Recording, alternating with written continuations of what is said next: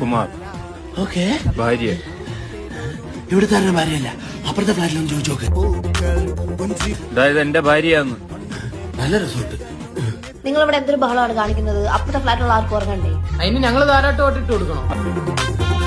Hello hello hello, ഈ ഫ്ലാറ്റിലെ president ആരെന്നറിയോ? Indian പ്രസിഡന്റിനെ അറിയാം. നീ അവിടുത്തെ തന്നെയാണ് എവിടെയും. Kumar, these guys are literally screaming. Idiot. അയ്യ. സംഭവം മനസ്സിലായില്ല കേട്ടോ.